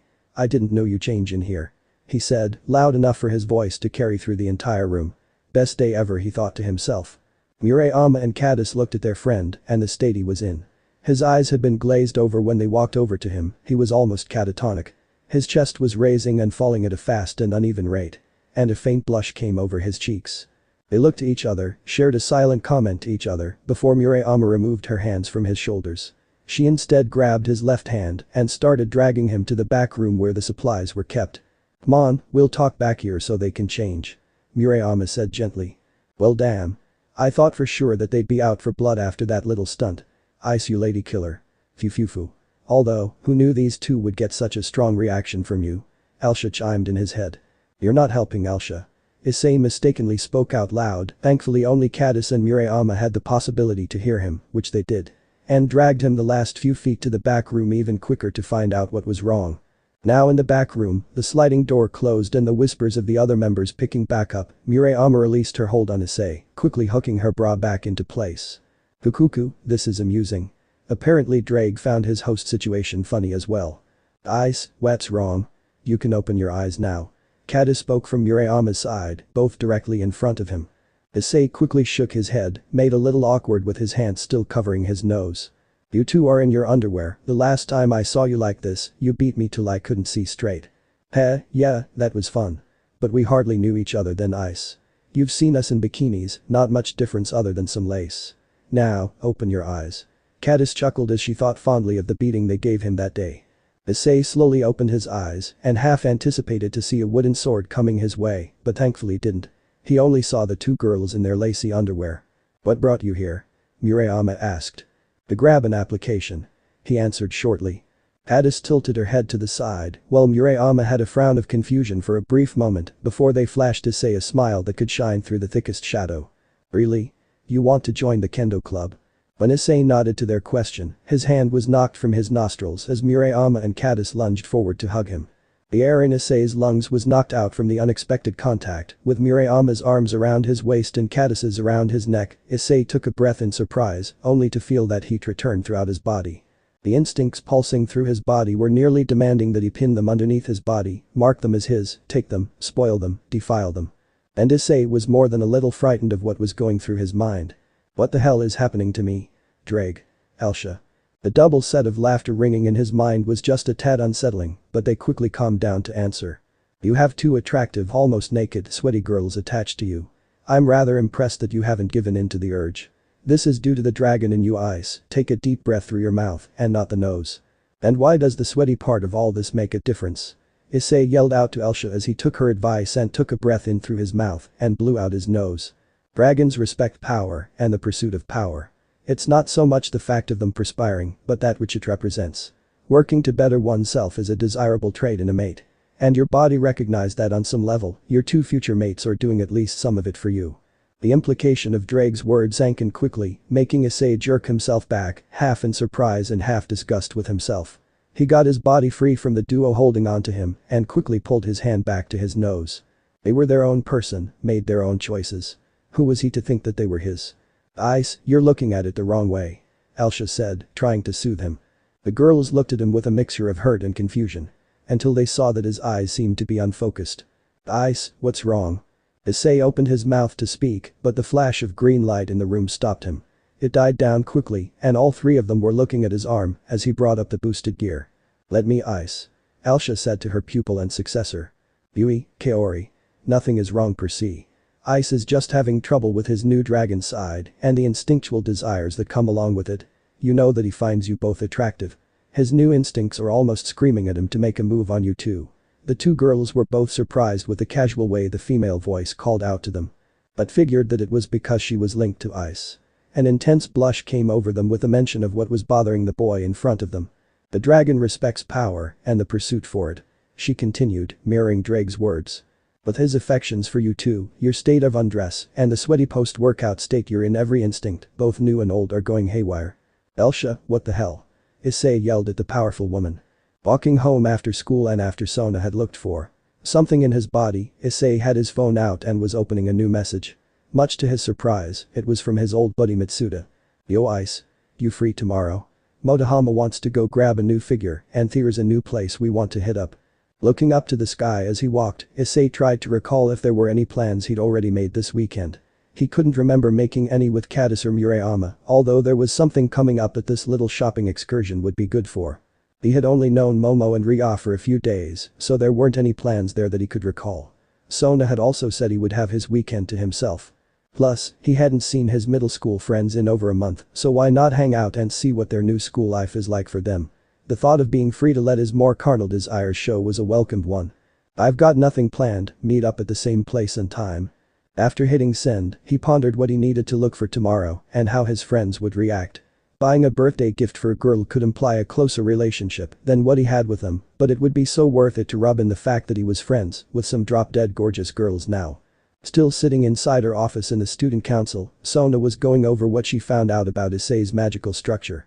She wanted to test for any possible elemental affinities that were lying dormant.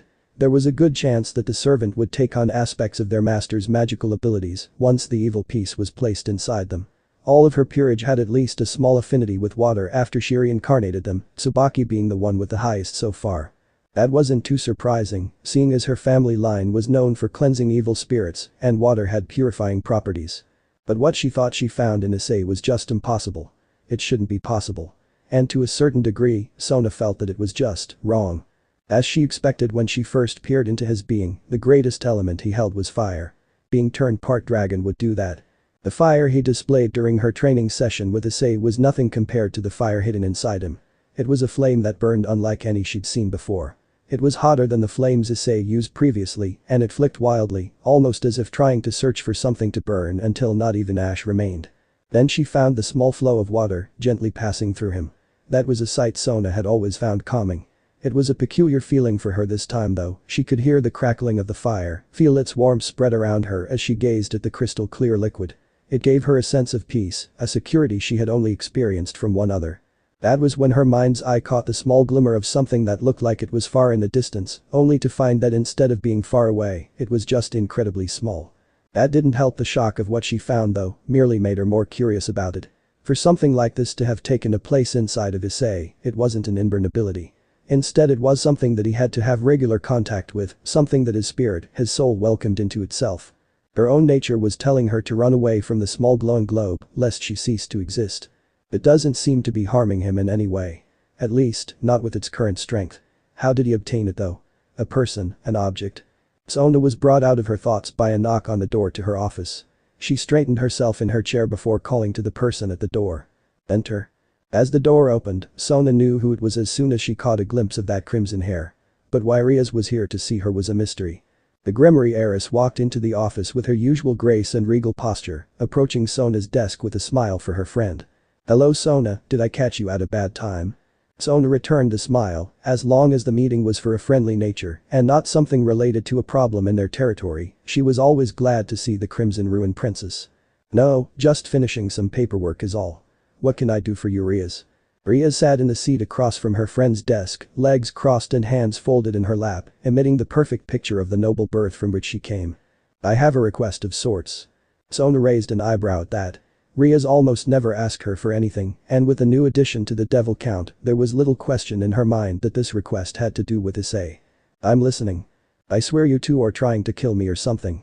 Issei exclaimed through pants. After going through the usual evening with his parents, Drake and Elsha told him it was time for bed and training inside the boosted gear. Told, not asked. And for some reason that irritated him. His hands were on his knees as he bent forward catching his breath. Once again he found himself in Elsha's field. This time around, they were working on getting Issei used to using his wings to direct his body to evade attacks. And after what seemed like days, but was more accurately just over 2 hours, he was sporting some good bruises on his body. Even if they were basically imaginary, they hurt like hell at the moment. Issei caught the side of Elsha's white dress in front of him as her floral scent bombarded his senses. Her presence had an equal amount of calming and arousing effect on him, which felt really strange. If he ever told someone that he had been turned on by a woman that had been dead for over a century, he was sure they would give him a look of pure disgust, thinking he was some sort of necrophiliac or something. A soft hand cupped his chin and effortlessly lifted him back to a standing position. He was immediately met with the sky blue and green eyes of his teacher predecessor. Her hand moved from his chin to back of his head. Elsha stepped forward into him, her left arm reaching around to his back and pulled him close into a hug. Her head leaned forward to rest against the side of his. "I'm proud of you Ice. You're learning so quickly." She spoke softly into his ear, his newer instincts were flared from the close contact as his face was being pressed into her bountiful bust. With a sigh of contentment and the quickly receding exhaustion, Issei wrapped his arms around to her back and returned the hug. His eyes were closed and taking in the floral scent Elsha exuded. He could now differentiate the separate flowers. Their night began with him and Elsha taking a walk and checking the floral species. Lilies, roses, iris, chrysanthemum, daisies. There were plenty more, but he couldn't identify those by scent alone yet. "Let's take a break, okay?" Elsha said as she released her grip on Issei. His grip tightened around her for a brief moment before pulling back to stand on his own. The two sat down in the shade of a tree to talk as Drake closed his eyes for a nap, not feeling that he was needed for whatever conversation was going on. Issei started to think about his day hanging out with his friends tomorrow and what it was that he would be looking for. He'd have to bring the stash of money in his drawer with him. "Ice," Elsha said, bringing his attention over to her. "Before we end for the night, there's one more thing I'd like for you to try." If a girl this unbelievably hot had said those words to him before he had met katase and murayama, Issei's mind would have gone straight to thinking of all the sexual things he'd want to do to her. Even though he knew this was pertaining to some part of his training, he couldn't help but briefly picture her naked, kneeling in front of him, her lips wrapped around his. Thud. Issei's head tilted back from being flicked between the eyes by Elsha. Rubbing the spot as he looked back towards her, he saw an amused smile on her face and her cheeks slightly pink. "Focus. This is important." Elsha scolded him lightly. She saw the perverted grin on his face and needed him to focus. It was expected that his thoughts would wander that way due to his age and with his new change into part dragon, but that would have to wait until he was done with training. "Alright, I'm ready," Issei said after shaking his head clear of those thoughts. Elsha moved to sit directly in front of Issei and took both his hands in hers. What I'm going to show you is a stepping stone. We're going to do a form of astral projection. You'll only be able to hold it for a few seconds before coming back here, okay? Issei's eyes widened a bit at what she said they'd be doing. He wasn't really sure why she wanted to show this to him, but it sounded like an awesome ability to have. Issei was dressed and just about ready to head out the door before remembering to grab the extra cash he had hidden away in case he ever needed it. Running up to his room, he pulled open his sock and underwear drawer and went directly to the bottom. Grabbing the bundle of boxers and lifting them up, Issei felt something metal in between his fingers. Pulling his hand back to see what it was, he pulled out a bracelet that was a mix of black and gold links. On each of the golden links was what looked like a small dragon etched perfectly into it, and on the black was a circular shield with unreadable runes. Issei's eyes widened as he remembered where he'd gotten this piece of jewelry.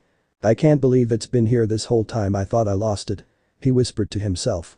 Sliding it over his left wrist, Issei saw that it was a perfect fit, it wasn't too tight, and it didn't dangle too far off his wrist. Mr. Shidu really wanted me to always wear this thing. When he grabbed the money from the other side of his drawer, Issei left his house to the train station to meet up with his friends. A quick train ride later, Issei was walking up to the cafe that him and his two friends usually met at for one of their city visits. The bell above the door rang as he pushed it open and walked inside. The mild chatter of the place was met with a scent that never failed to make his mouth water, his favorite food, cheesecake. Walking to the table where he saw the bald head of Matsuda, Issei took notice of the skimpy maid outfits that made this their designated fuel-up stop before they headed to wherever they had in mind. One of the maids in particular caught his attention. She looked like she would be a better fit on a runway as a model than working here. The short, low-cut bright pink and white outfit was straining to contain her ample cleavage and long-toned legs. Issei almost walked into a support beam in the walkway from not being able to tear his eyes away. Luckily the voice of his friends calling for him pulled his attention just before he embarrassed himself. Eyes. Matsuda and Motohama called out at the same time, seeing their friends staring at the same girl they had when they arrived. Issei took his seat at the four-seat table and greeted his friends. Hey guys, long time no see. He said with a light-hearted smile, genuinely happy to see them again. After ordering some food and small talk, Motohama stopped ogling the model waitress. So tell us, is Kuo Academy the promised land we dreamed it would be? Motohama asked, pushing his glasses back into place, making them gleam from the bright lights above. Issei immediately thought of all the top-notch beauties he's seen in only 1 week of being enrolled at the school, and his face split into a wide grin. You guys have no idea. There was a brief silence between the three before they yelled in anger and jealousy and then smashed their fists into Issei's face, making his chair fall back onto the floor. Back in Kuo, Sona was pacing around the student council office, biting the nail of her thumb. Tsubaki had come in to assist with any last-minute duties that might have come up and hadn't expected the scene she walked into. Never had she seen Sona look so worked up before and couldn't even get a response from the Citri heiress. There were no ongoing problems that Tsubaki could think of that would bring this about, so it had to be something that came up this morning. But what is it? She thought. After a few dozen more laps around the room, Sona was suddenly stopped in place by a hand placed on each shoulder.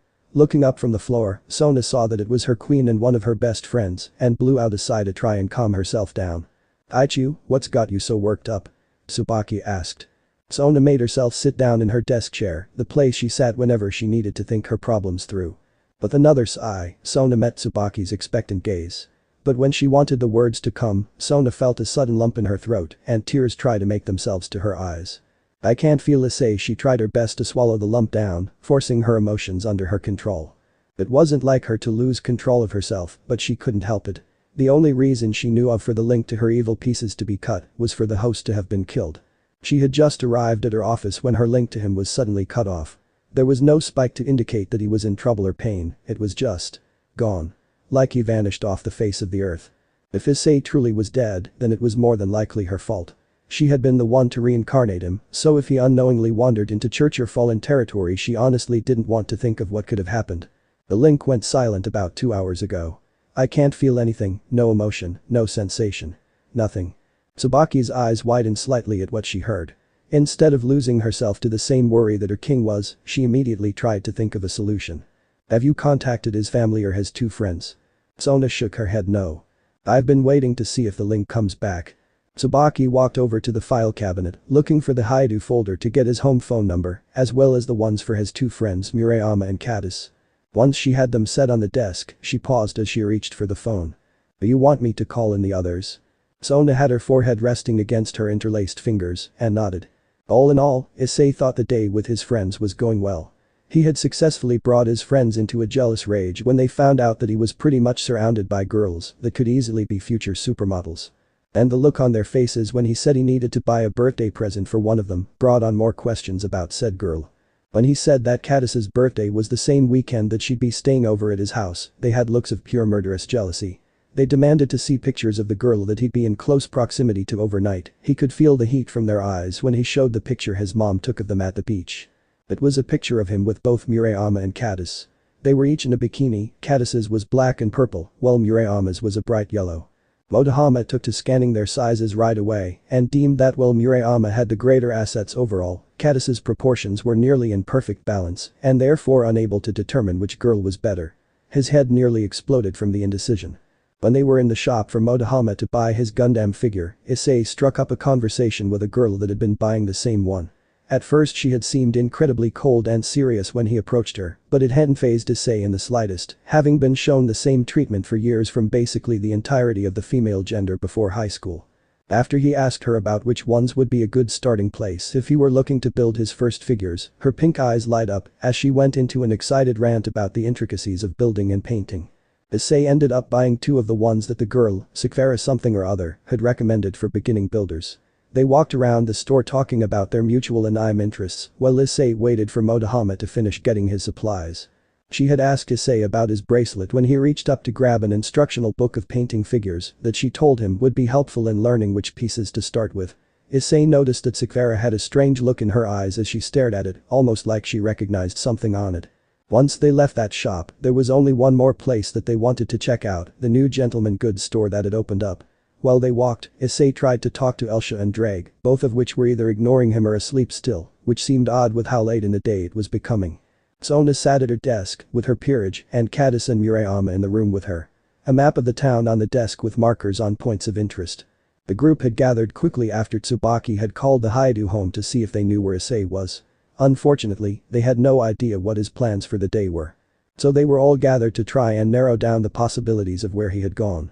Momo and Reya were sitting next to each other, the concern clear on their faces. Ira and Tomo had just left to check the shopping area of the town. Tsubaki was next to her king waiting for further orders. Katase and Murayama had been trying to call Issei's cell phone, which no matter how many times they called would go straight to voicemail. So it was either dead or had no signal wherever he was. Katase closed her phone and slumped onto the couch on the edge of the room, no longer able to hold it back, she started crying. Murayama was quickly by her side, rubbing her back, trying to hold herself together as best she could. She pulled Katase into a hug and stroked her hair to try and calm her friend down. "Kaori, he's not dead, right?" Katase asked in between sobs as she had her arms wrapped around herself, leaning onto Murayama's shoulder. Murayama couldn't bring herself to even answer, afraid that she would lose control and start crying herself. They had checked all over town, no one had seen Issei at the spots that the kendo girl said he liked to frequent. The sun would be setting soon, and if they didn't find or hear from him soon, Sona would have to make a decision. Either label him as dead or as a stray. Issei had just walked into his front yard and noticed that his phone had been turned off all day. Pressing the power button, he turned the handle and walked inside. Ice. Issei was immediately pulled into the tightest hug he'd ever felt from his mother, her wet hands wrapping themselves around the back of his head. When the hug didn't let up after 10 seconds, he knew something was wrong. Pulling himself away from his mother, he looked her in the eyes. "Mom, what's wrong?" She wiped her eyes with her sleeve, the first dry thing that she could think of. After the student council had called, Mrs. Haidu had called Katase to see if she had heard from her son. When Katase had said no, a huge spike of worry flooded her body. If the student council had been trying to get a hold of him and wasn't able to, her first guess was that he was absorbed in something with his two girlfriends, as she liked to call them. Then she tried calling him herself, and when the 10th call hadn't gone through, she broke down. Calling her husband to leave work and start searching the town. And now here he was. Safe and sound. Before she could answer her son about the fact that nearly all of his friends were looking for him, his phone started ringing in his hand. Looking at the screen, Issei saw that not only was there an incoming call but also 37 missed calls. Oh, he thought. Pressing the button to answer the call, Issei brought the phone to his ear. "Hello?" End of the here. So that's it for today's video, guys. Before you go, just like the video and share it with your friends. Bye.